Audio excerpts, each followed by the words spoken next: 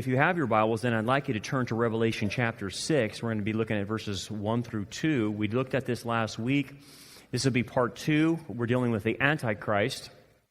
And I had to do some backstory on the Antichrist to kind of give you all the fuller picture of what John's talking about, because he expects you and I to know what he's talking about when he cites certain verses and says certain things about the Antichrist. He wants us to bring in the knowledge of the Old Testament into what he is saying that is already spoken about the coming Antichrist. So we have to do a lot of unpacking. We're still going to do some unpacking today as well to understand the scene in which we are being presented in Revelation chapter 6. The title of this message is When God Gives You What You Want, and again, this is part 2. And the reason I titled this is because God is giving the world what it wants. It is currently giving the world what it wants, and it's turning the world over to sin, immorality, to false doctrine, and things like that. Well, the world is being set up for the Antichrist, and the world is begging for a leader to get control of this world and get things in their worldview order. Not our worldview, obviously. A man of lawlessness, and he's coming. Perhaps he's on the scene today. We don't know. We won't know, like I said last week, until, we'll be raptured, and then he'll be presented to the world. But nonetheless, if this text is for someone else, then why are we studying it? Because we're raptured, so a lot of it, we won't know the Antichrist. We won't be revealed to who he is. Then who's it for? Well, it's for Israel. That's who it's for. All this information about the Antichrist is for Israel, so that Israel can identify who the Antichrist is, so that they don't cut a deal with him. But inevitably, what we see in Scripture is they will cut a deal with him. They will make an alliance with the Antichrist, the son of Satan. And so, this is the question that we all have to answer, because we want to take our application from what Israel does and say, how did they do that? How could Israel, in the future, cut a deal with the devil's son, nonetheless? How could they not see that? Because as you'll see, there are going to be warnings to Israel. Don't do this. The Antichrist will be revealed prior to the tribulation. They have their Torah, the Old Testament. They can see what Daniel talks about. They see, what all the prophets have talked about in warning about this guy. This guy gets the second most amount of scriptures dedicated to him in the Bible, is the Antichrist. And yet they still don't see it. So they hook up with a guy like this into a covenant, into a deal, and you and I have to answer this question. How come they didn't see this? Because they're going to get burned by it. Here's the fundamental question we have to answer then. If Israel can do this in a corporate way, what prevents you and I from doing this in our relationships? That's the lesson we got to take from this. When God gives you what you want, and you go for it, and you know you shouldn't do it, and you hook up with somebody, something, maybe a business partner, maybe it's someone you're dating, maybe it's a marriage partner, whoever. It could be that person, and everyone around you is going to say, hey, how come Sally doesn't see that this guy's a creep? Why does she keep dating this guy? Well, Pastor, you guys say he's a creep, but he's the most honest man I've ever met. Really? How honest is he? Well, he's so honest, he even told me he murdered somebody. That's how honest he is. And I have never found a guy who's that honest. And yet, they won't see what he just told her, that he murdered somebody. So they'll just kind of overlook that. And you kind of figure out after a while and say, hey, this game that you see Israel playing is played on the personal level with individual Christians. They get into deals, they get into relationships with people they shouldn't be getting in relationships, and then they get burned by them, a boss or whatever, and you say, hey man, how come you didn't see this coming? And then on a more practical level, more geopolitical, a lot of Christians sell out for a politician. They think this guy's the new Messiah, and some politician's going to save the world. No. And then that politician burns them and does something stupid. That's how this world is set up. It's to make you think you can trust people, but then eventually you put an inordinate amount of trust in somebody and they burn you. And you're like, man, I didn't settle for this. But yeah, it's happening. It's happening. On a global scale, the world is putting its faith and hope in anti-God things, and you know that. I don't have to tell you this. You know that there's a swamp in Washington. You know there's a swamp with the UN. And let me tell you this, now that we're going to talk geopolitics, because we have to talk about the Antichrist, everybody's putting their faith towards a global government. We talked about that last week. And the head of this global government will probably be the UN, most likely. You have to understand, when you study the UN is deep into New Age occultism. Very deep into it. They contract out with a Luciferian type of company, and it's called Lucis Trust. They consult with them at least twice a week with the UN. Lucis Trust was put together by Alice Bailey, who was channeling a demon called the Tibetan.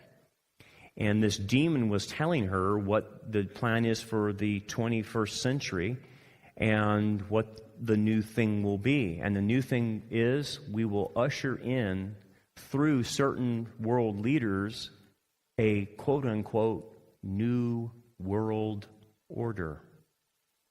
When you hear that term, New World Order, whether it was Bush that said it or anyone today that says it, that came out of the mouth of a demon called the Tibetan that Alice Bailey was channeling. But let me go a little bit further. What's the connection between Alice Bailey and the UN? This Lucis Trust, which is short for Luciferian Trust, is what started getting attached to the UN and started giving the philosophy of the UN and the way they're going to go about it, this New World Order. And this New World Order would go about getting people on the page of globalism, and they would do it through communism, Marxism, whatever whatever crazy philosophy they have, and they would do it through the educational systems. That was the goal. That's what the demon was telling them to do, and hence that's exactly what you see now. And if you go to Europe, it's really weird. I know Americans, we don't see this because we're in America, but in Europe, man, they love the UN. I mean, yeah, there's a fraction that doesn't like it, and it's more nationalistic, but a lot of Europeans, especially the leadership, think they have died and went to heaven with the UN. They think they know what they're doing, but it is an extremely satanic order that's eventually going to bring in and usher in this Antichrist that we talked about. So we see it on a personal level, putting faith in the wrong thing, and now we see it on a geopolitical level, people putting faith in this institution called the UN, but the UN eventually is going to usher in the Antichrist to rule the whole world. And we're seeing the chessboard start being put in place and the table getting set for that. But what God is trying to tell us and Israel and anyone else that will listen is, look, guys, I need you to put trust in me and me alone. Do not trust the media because it's fake news. They are not telling you the truth. In fact, you better have your antennas up when a so-called pastor says anything these days too. A guy with the term pastor in front of his name is one of the most dangerous people today because they're leading people astray into false doctrine and all kinds of things. So God is saying, trust me, trust my word. Trust the right people, but don't give them an inordinate amount of trust where you go blind in seeing them. But here's what we're going to do. Eventually we're going to get to the application, but we got to go through the text first, and we got to go through the theology first, and then we'll come to the application. But here's the question before we get in. How is it that Israel didn't see him? How is it that when people talk to me and they talk to me about their relationships, they virtually say the same thing? I did not see that she or he was like this. I did not know my boss was like this. I did not know my in-laws were like this. I didn't know my spouse would turn out to be like this. I didn't know my coach was like this, or my teacher was like this, or my professor. And they put stock into maybe a business partner, and they do a business deal with somebody, and he seems like a good guy, or she seemed like a good guy, but they ended up stabbing me in the back. How come people don't see it, but yet everyone else around them can? We need to talk about that. That's where the rubber meets the road. the same reason that Israel doesn't see the Antichrist and is blind to him will be the same reason you and I are blind to certain people, and we don't see them for who they are. So let's go to the text. We'll talk about the text and get into this chapter, and let's go to verse 1. Now I saw when the Lamb opened one of the seals. And again, we see the picture of the seals, and remember, there's 6 seals. This is the title deed to the earth. This is, man lost his title deed when he got tricked in the garden by Satan, and Satan usurped Adam, and Satan became the god of this world. Well, through the cross, as I talked about, Jesus has redeemed not only us, but he redeemed the whole cosmos. This is the title deed to planet Earth. And Jesus holds it because he's the God-man. He's the kinsman redeemer. He bought it back for us. But for us to rule and reign with him and man to have his dominion back over the planet, which will happen in the millennial kingdom, Jesus has to expunge all the evil and sin of this world. And he's going to do it by breaking the seals that unleash the judgments on this planet. The first seal that he breaks then is the seal of the Antichrist, to allow this man to come onto the scene. We talked last week about how he comes on the scene, but I'm going to take some in different directions today. And he goes, and I heard one of the 4 living creatures. You remember the 4 living creatures, or the 4 cherubim that guard the throne? So one of these creatures comes to John and tells him what's behind this first seal. And he says this, saying in a loud voice like thunder, "Come and see." And I looked, and behold, a white horse. He who sat on it had a bow, and a crown was given to him, and he went out conquering and to conquer. So what he sees is a picture of the Antichrist. We'll explain all the symbolism behind it, but this is the breaking of the first seal. Okay, so what's the backstory on this? What does John expect us to understand about this? Because it's just 2 verses, but like I said, there's so much information dedicated to the Antichrist, not only in the Old Testament and the New. We need to know the backstory because John simply just expects us to know it and track with him. Well, we talked a bit about the backstory, but to continue this, the first seal judgment, and this is the backstory, allows Israel to commence a 7-year peace treaty with the Antichrist, and this is found in Daniel 9:27. I'm going to just give you the passages because it takes too long to read them, but these are your references if you want to go back in your Old Testament and look at it. So the issue then, in order for the Antichrist to be on the scene, guess what it presupposes? That Israel must be a nation again. So that's huge.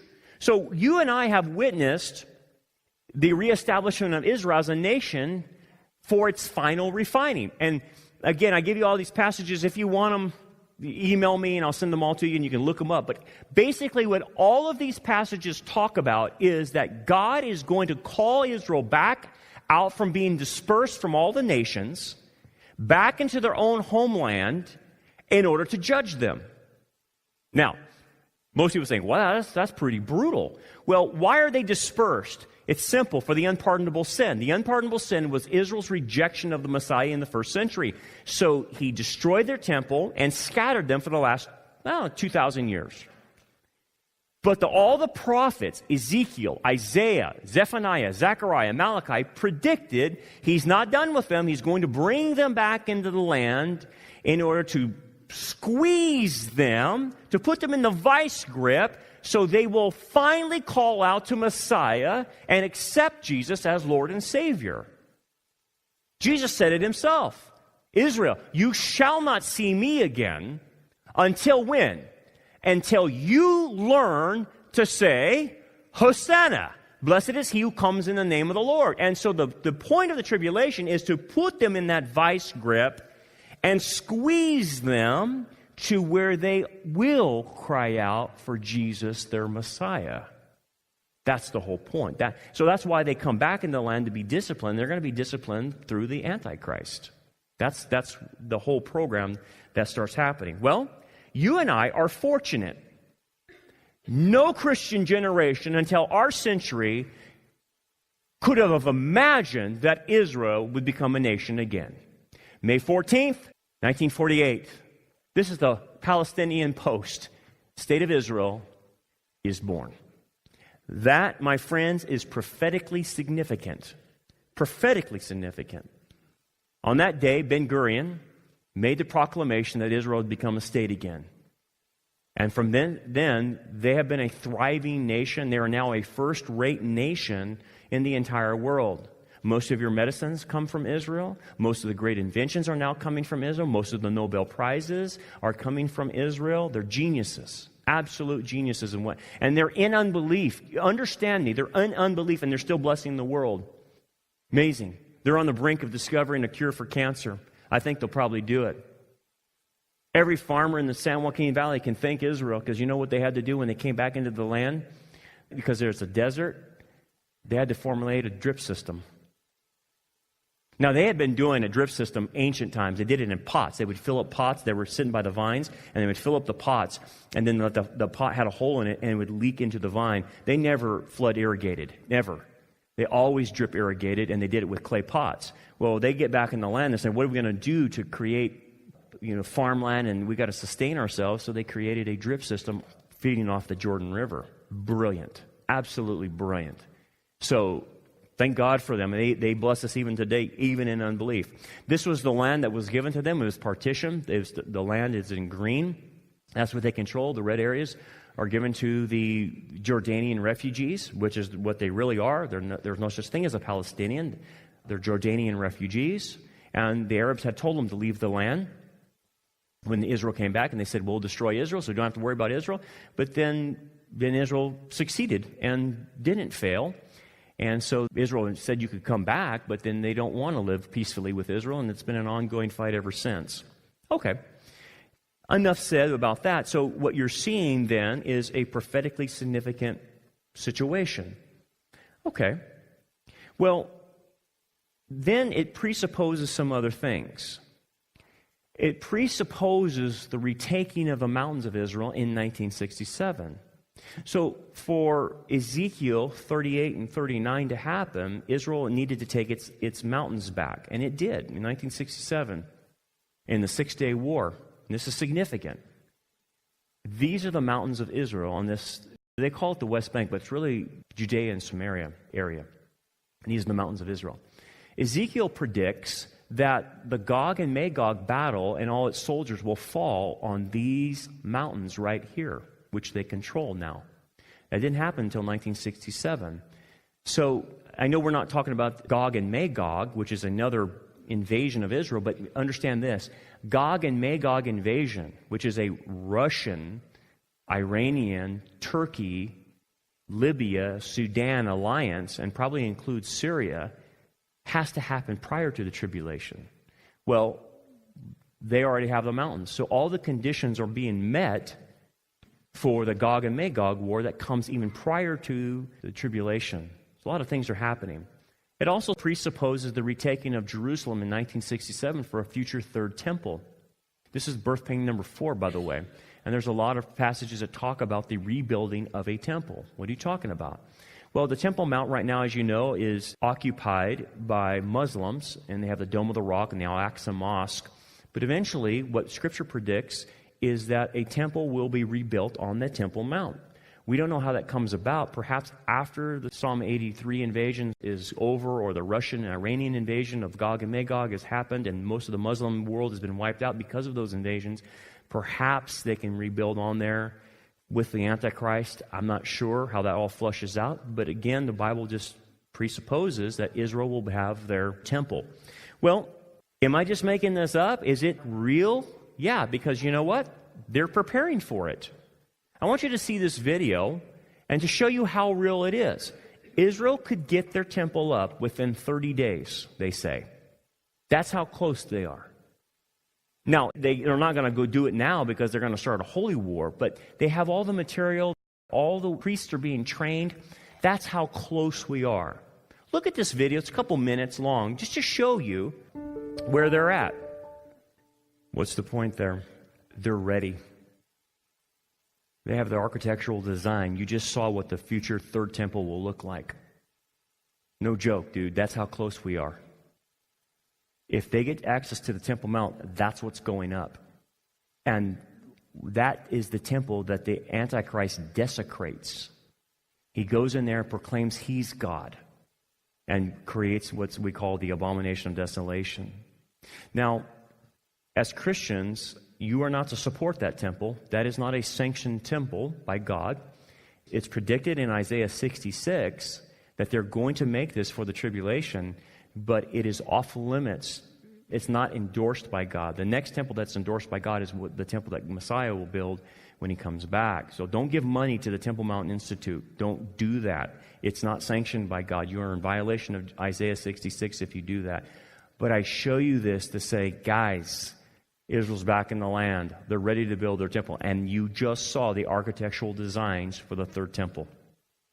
No Christian's ever seen this in 2,000 years. No Christian. You're that close. You're that close. That's absolutely amazing. It also presupposes a few things of the Psalm 83 invasion. I talked about this and its aftermath. What the Psalm 83 invasion is, it's a pre-tribulational invasion of Israel by its surrounding neighbors. It's an Arab invasion by its surrounding nations. And it uses the ancient words in the text of Psalm 83, but it includes, obviously Hamas, Jordan, Hezbollah, Lebanon, Syria, parts of Iraq, Saudi Arabia, Egypt, and all these neighboring countries. You're going to see one day attack Israel. Now, as you know, Trump has made a statement that the capital of Israel is Jerusalem. And no duh, I get that. But no politician is willing to say that. I mean, the other politicians, even Bush, Clinton, even Obama, made those statements in their campaign, but they never made official statements. But Trump went ahead and made an official statement. Well, it's inside of the whole Middle East, and they're going crazy over it. And I think eventually all this fever pitch is going to they're going to invade Israel and try to wipe them out from being a people, as Psalm 83 says. So that's building, and that's a precursor for this. And then after, on the heels of this, comes the Gog of Magog war, the birth pain number 6. This is found in Ezekiel 38 and 39, like I talked about. What we're talking about here is prior to the Antichrist making a deal with Israel, and I want you to see these wars happening, is you'll have a non-Arab invasion, yet Islamic, just like the first Psalm 83 invasion, but this is non-Arab, and it's not bordering states, but it includes Russia, which will be the leader, Iran, Turkey, Sudan, Ethiopia, Libya, Algeria. And they will attack. And you have just been privileged. This happened in November, this last month, that Aragon went and talked with Putin, and they're working out deals. See, Turkey's part of NATO. They're supposed to be on our side. And we're now watching Turkey go over to Russia and Iran's side. That's huge. Ezekiel predicted this alignment of nations 2,500 years ago, and no one's ever seen this happen. And yet the very nations he said would be aligned are now hooked up and ready to invade Israel. What's the common denominator among all this? Simple. It's Islam. Whether it's Psalm 83 or Gog and Magog, the same common denominator is Islam. And it seems like the whole world is set up to put Israel in the crosshairs. Okay, a couple more things. Presupposes that Israel's wasteland on their mountains have been rebuilt and resettled on a massive scale. Ezekiel predicts this in 38:8. This is what the land of Israel looked like in the 1800s or early 1900s. It's a wasteland, right? Look at the thing. Look at that. That's what Israel looked like before they came back in 1948. It is absolute wasteland. This is 1930. This is 10 years prior to Israel coming back in the land. And it was just like going to the moon.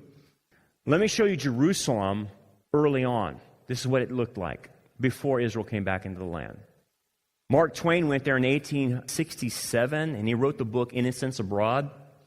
They called it a desolate country. He said, whose soil is rich enough, but it's given over wholly to weeds, a silent, mournful expanse, a desolation. It's funny that Mark Twain used the word desolation, because that's exactly what the prophets predicted, that once Israel was out of the land because of their rejection of Messiah, the land would be desolate. And yet now they come back into the land. Now that they're in the land, even in unbelief, as God predicted, they would come back in unbelief. Look at Israel today. Look at the vegetation. All that vegetation comes from drip systems and all the funneling the water from Mount Hermon into the Jordan, and the land you walk over there looks like the Garden of Eden. It's just flourishing. It's amazing. And then these are the settlements that they're fighting over. And you hear all about in the news about all these settlements. These are the settlements they build, and it's their land. And look they're on the mountains of Israel, just as predicted in the Bible by Ezekiel. Look at Jerusalem compared to the picture I showed you before they got there. It's massive. You can see the Temple Mount right there in the corner, right? You see that? Right here. So this is the expanse of Jerusalem itself as the capital.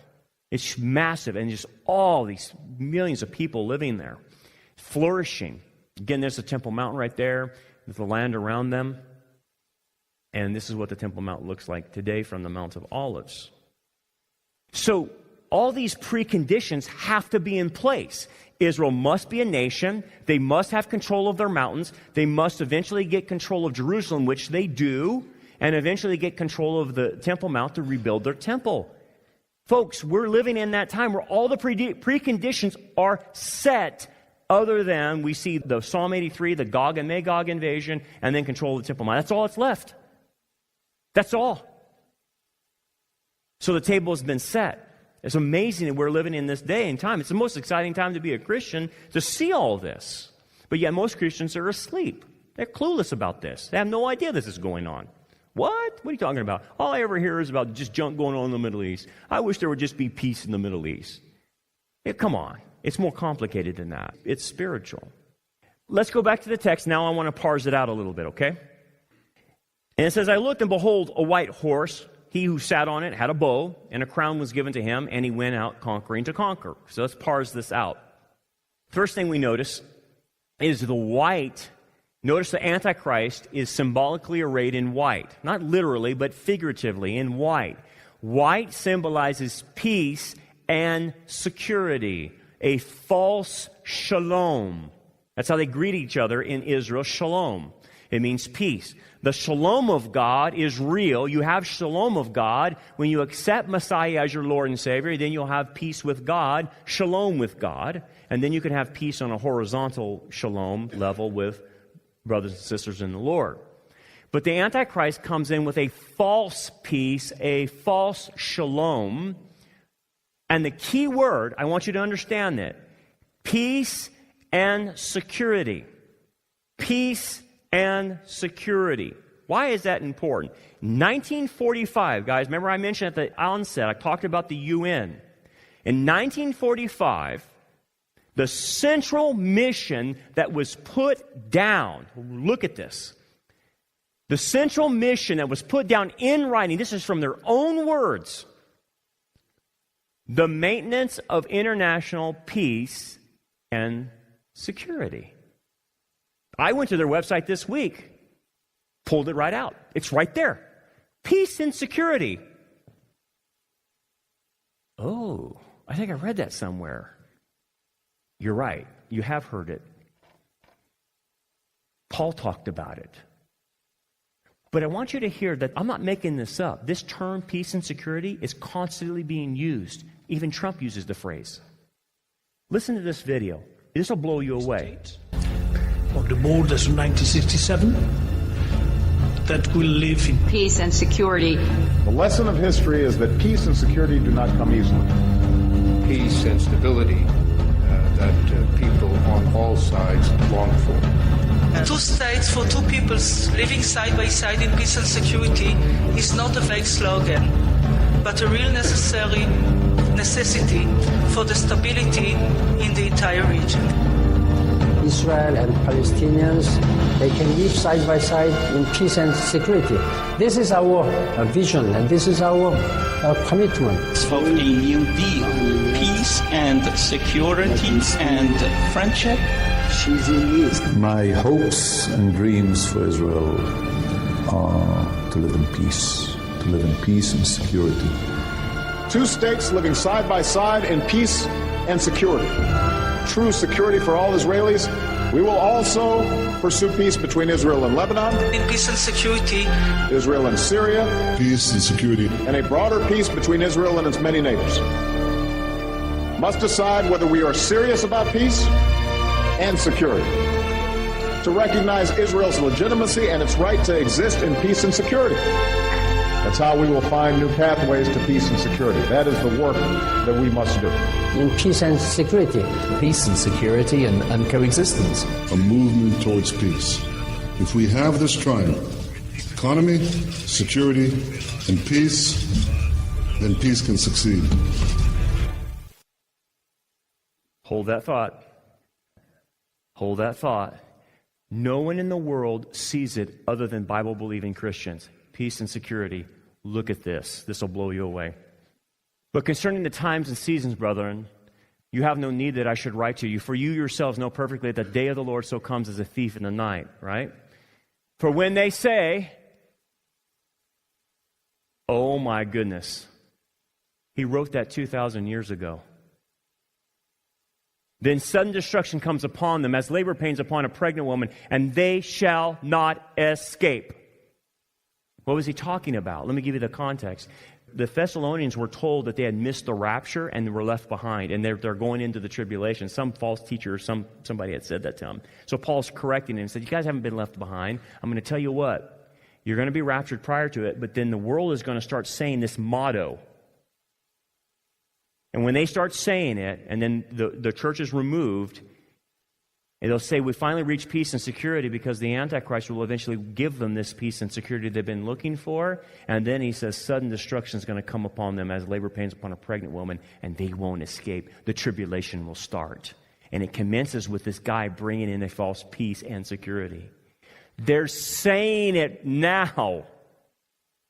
How close can you possibly be if they're saying the very words Paul said they would say? It's literal. They say the words. I can't believe it. It blows me away. I'll walk away shaking my head, and these political leaders keep saying it. Even Netanyahu says it, which troubles me. Because the issue is Israel's going to cut a deal with this guy. Not good. A couple more things. The horse symbolizes conquering in war. So he rides a white horse, but he's coming to conquer is the idea. The other thing is he carries a bow. Bow is an instrument of war, but it has no arrows. But it symbolizes a bloodless and peaceful conquest via deception instead of brute force. He rises not through brute force, but through Daniel 8:25 talks about political intrigue. He cuts deals. He bankrupts people. It's very interesting when you read Daniel. He says he causes those who prosper basically to lose their money. The way he gains power is he causes people to collapse economically. And then he gets his positions of power. So he comes with a bow threatening war, but he doesn't go to war. Not yet, at least. And the Antichrist then wears a crown. It's actually a Stephanos, not a diadem that Jesus wears, which is a victor's crown, but not a royal crown, to symbolize his power and authority given to him from Satan. And you can see 2 Thessalonians talks about he has given this authority from Satan himself. It's satanic in nature. The next one is the Antichrist is an impostor of the Messiah. So notice that he comes riding in on a white horse. In Revelation 19, Messiah comes back on a white horse. So he's an impostor. He is called Antichrist, which means instead of Christ or besides Christ. He is impersonating Jesus. And you must understand this. We'll get into his origins of how he came about, but he's going to have a counterfeit virgin birth. But the other side of him is satanic. Satan is his father. He's going to counterfeit the resurrection, and he's going to counterfeit the miracles Jesus did, because he will have lying signs and wonders. So he's a counterfeit. And you think about the people of this world. If they're fooled by the world leaders today not doing miracles or anything, wait till he's on the scene doing miracles. They'll fall right in line with him. So he's an imposter, but also understand he's allowed by God as a judgment to the world to give it what it wants, which that comes to our application. God is giving the world what it wants. You want him? Here he is. Here's the son of Satan. You didn't want my son Jesus? Fine. I'll take my church out of this world in the rapture, and I'll give you the Antichrist. Okay. But back to our secondary application to why in the world did Israel not see this? Why do they cut a deal with him? Well, let's talk about the application. If we put an inordinate amount of trust in the wrong people instead of God, then God will allow us to be burned by them. And boy, howdy, he burns them. We'll get into this later on. The Antichrist turns on them after 3.5 years in this covenant deal that they make and kills 2/3 of the Jews. Almost wipes them out. If it's not for the second coming and the remnant crying out for Jesus, no Israelite would ever be on the planet. He would wipe them out completely. So he turns on them. And God is showing Israel, do you see? Do you see what you did? You made a covenant with death, as Isaiah says, and it's going to turn around and it's going to kill you. It will kill you literally. Okay. I'm getting that, Brandon. Okay. So let's get into some hardcore application. You ready for this? It's not fun, but it's the application of all this. And it builds. What you learn from Israel, you will learn from a personal level. What leads them to make a deal with the Antichrist? Who in the world would make a deal with the devil? Well, the first thing that causes them to get into this is that their beliefs are wrong. That's the problem, the main problem with Israel. The reason they cannot see the Antichrist is because they don't believe the Scriptures. Well, I thought that the Jews have the Old Testament. They do. And they read the Old Testament. But it's read through a filter of the rabbis. They don't see Isaiah 53 as referring to the Messiah. They see Isaiah 53 referring to them, that they're the suffering servant. So it's read through that lens, just like a Mormon reads the Bible through a lens, or a Jehovah's Witness reads the Bible through a lens. They read the same Bible, but they read it differently. They pour their different meanings into it. So the problem that Israel has goes all the way back to the Gospels, and Jesus is dealing with them, and they just believed incorrectly because of what the rabbis taught. And so he dismantled that, but that's still with them today. They suffer from the cult of the rabbis. Does that make sense? That's what's blinding them. So if you pointed them out to passages like Daniel 9:27, they don't see it the same way. Their filters are on. And that leads people to get into situations that are bad for them. Let me bring it to a personal level. If your beliefs in Christianity are wrong, or you have a shallow understanding of biblical theology, you will hook up with the wrong people because you won't see it. You won't have the wisdom that God gives you. You won't have the discernment that the Scriptures give. And hence, you'll be fooled by people constantly. And so the shallower your understanding, the more you can be fooled in this world. It says the God of this world has blinded you, or people. Well, if you don't know your Bible, you will be blinded by Satan, and you'll cut deals and get into relationships that are bad for you and end up burning you. Something very basic. The second thing, in their belief system, in their cult of Judaism, they are performance-based in their approach to God. They're performance-based in their approach to God. What do you mean?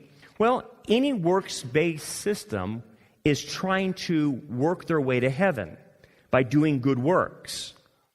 Now, how does this factor into with the Antichrist? He lets them build their temple, which is forbidden by Isaiah 66. But why do they want to build a temple? Because the Jews are in a tight spot right now with God. They know in order to function correctly with Yahweh, at least under the Mosaic system, and they're still under the Mosaic system, they haven't realized that's been done away with. They haven't accepted the Messiah. They don't understand the new covenant's in effect. You have to go with it. They still believe they're in the Mosaic period, which is wrong. But under the Mosaic law, the way you function with God is what? You had to go to a temple, and you had to have blood sacrifices. They haven't had blood sacrifices since 70 A.D., and they know they're in a bind.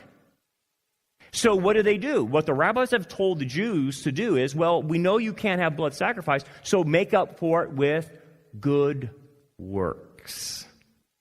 So that's why you'll see hospitals having donations from them, and they build certain things, and they're very generous in that aspect as far as philanthropy with their money, because that's making up for bloodless sacrifices. So that's what they're doing.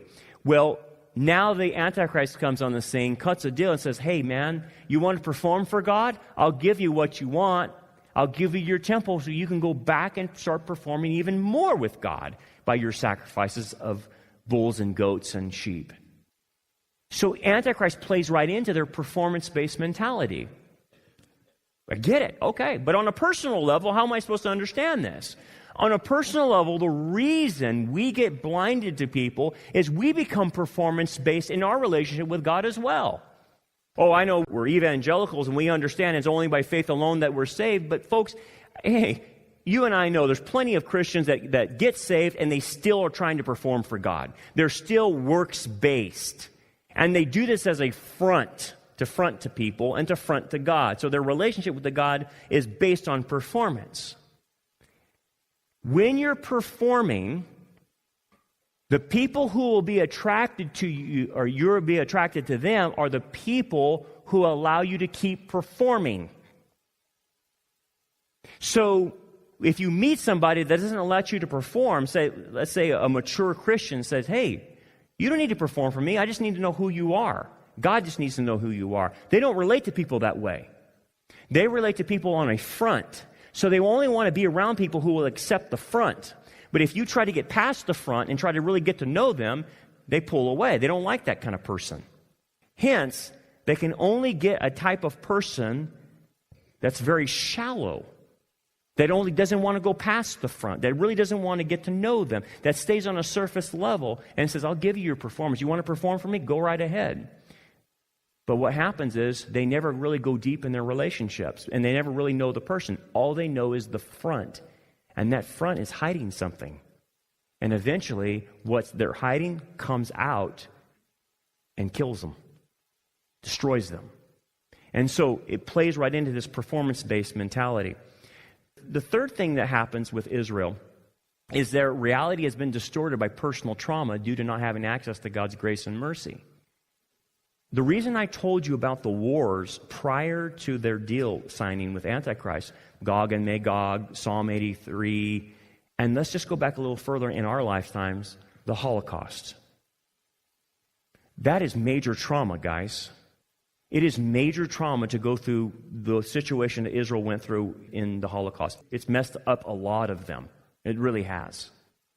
I remember being in Israel back in the late 90s, and we were at a hotel off the Sea of Galilee.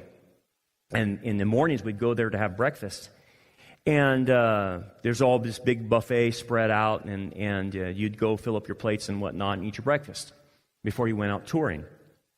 Anyway, we were getting breakfast, and every morning we just kept noticing these people, and they were Jewish, going to the buffet and stuffing the food in their pockets.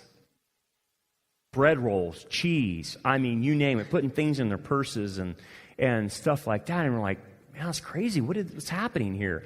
So one of the people on our group went and told the manager of the hotel and saying, hey, you got all these people stealing the buffet food. They're just stuffing it in their pockets.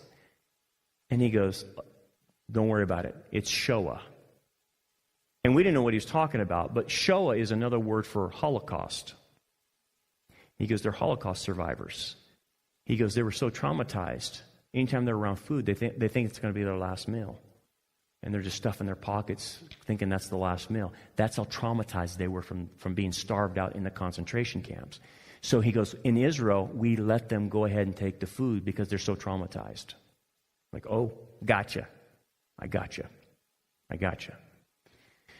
Israel is still traumatized. And they will continue to be traumatized. And when people are traumatized, they can't think straight. They'll do anything for security. They can't see that the world is safe anymore, that everyone's against them, and the world is. And so their traumatization causes them blindness. It's very scary, very scary. The number 4 is their pride. Daniel says the point of the tribulation is to break their pride. As I told you, Israel makes incredible inventions. Most of the things you're using right now come out of Israel. They're inventing these things. And we owe a lot to them, even in an unbelief state. But what does that do? If you don't see that God has blessed you with those gifts, what you'll do is you'll take those and think it's your own. And you won't see them as gifts from God. You'll see, we did this. And this is really important to understand because this happens to their military. Their military is second to us. Extremely good. Extremely good. And they have won wars being outgunned, outmanned, thousands to one. 6-Day War, 1948, 1973, Yom Kippur War. They totally dismantled people on their own, basically. We supplied them weapons a lot of times, but they were brilliant military strategists. Brilliant. That causes pride. That causes, I can do this. We can do this without God. And that's the situation they're going to be put in. That blinds them to the Antichrist.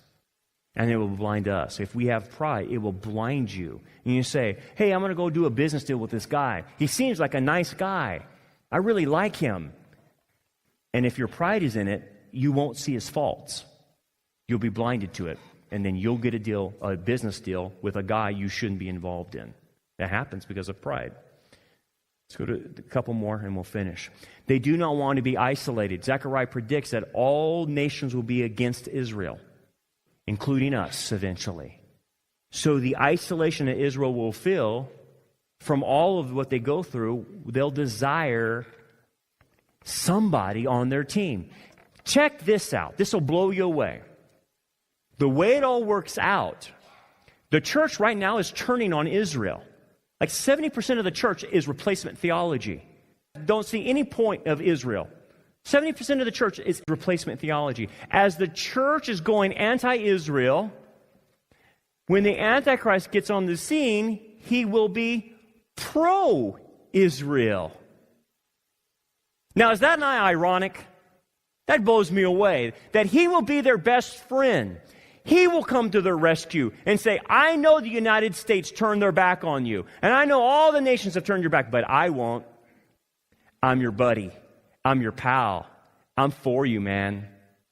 Just cut a deal with me and you'll be okay. Because everyone else has isolated you. Oh my goodness. You see how they're set up? You can even bring this to an individual level. When someone is lonely and they're dating, they're on dangerous ground. They'll get on that eHarmony and they'll hook up with the best thing that comes out, and before you know it, they're dealing with somebody they shouldn't be dealing with. I go back in my previous position at my other church I was at. We had a gal, lost her husband. She was probably in her 50s, I would say. And she's lonely. I get it. I get loneliness, and that everyone feels that. But she was lonely, and she lost her spouse and everything. It wasn't 6 months later, she's on eHarmony, finds this guy, sees him 3 times because he lives across the country. And within 3 months, she's married. I was in a staff meeting, and I said, where's so-and-so? And she says, oh, she's down at the courthouse getting married. I said, what? She's down at the courthouse getting married? What are you talking about? Yeah, some dude she met on the internet. Hey, what happened? She hooks up with some dude on the internet, and then we run a background check on the old boy. He's got aliases all over the United States. He's got violations in this state and that state and that state. The dude who wasn't who he was. Hey, if you're single, it's better to be lonely than married and miserable. I'm going to tell you that right now. A lot of mistakes been made by people's loneliness, and they get desperate, and they're like, I can't deal with being lonely, so I'm going to hook up. Or then even when they're younger, on the dating scene, and they get older and older, and man, I should be married by now. I should be married by now. I need to be having kids by now. I need to be having kids. And then they start getting desperate, and their friends start getting married. Everybody gets married, and guess what? I'll take you. Let's get married. They want to be like everyone else. And then they get married, and then you find out they married someone they shouldn't be marrying because they made a decision because of loneliness or pressure from the outside or whatever. I've seen it hundreds of times, guys. But the same thing that happens to a personal, that's what Israel will do. They're lonely. They're isolated by all nations. Hey, this guy's for me. I don't care if the guy has wings on his back and he's of the devil. We'll take him because at least he's for me. You see what I'm saying? That's the problem they get into. They have an identity confusion. Israel doesn't know who they are at this point in time. They're a kingdom of priests and a holy nation. That doesn't even on their radar. They don't know who they are. If you don't know who you are in Scripture, then you will fall for anybody if you don't know who you are. And that's them. Lastly, they want worldly security. Isaiah 28:15 says they get into this covenant to escape the overflowing scourge. I don't know what that means. Overflowing scourge could refer to another war, another invasion. Maybe they're just tired of being invaded by Psalm 83 and Gog Magog. I don't know. But they're tired of some overflowing scourge and they want to protect themselves. So they hook up with him for worldly security instead of going to God and Messiah. And folks, I see this all the time too. People hook up with people in relationships because the person gives them security. That's all. It's not love. Far be it. That's not why a lot of people get married. You have to understand that. A lot of people are getting married because of security. They want security. You're like, really? Yeah, that's real. This fantasy world that we hope it's love, but a lot of times it doesn't turn out to be love. It's someone wants security. That's what it comes down to. They're lonely. They want to be alone. They want some financial pressure relieved. Okay, I'll hook up with you. You're the next best thing. You're my only hope. I'll get involved with you. That's what Israel does on a corporate level, but that's what we do on an individual level. And I'll end with this. Jesus said something very cryptic to Israel when he was there. He goes, I have come in my Father's name, and you do not receive me. If another comes in his own name, in reference to the Antichrist, him you will receive. Oh, my land. Israel rejected the truth of Scriptures, and they continue today, and it's setting them up to receive the Antichrist, who will kill them. Lesson learned. Lesson learned. Don't do what Israel does. Don't do what Israel will do. What's the basic premise? Trust Jesus. Trust what he says in his word, and you won't be burned.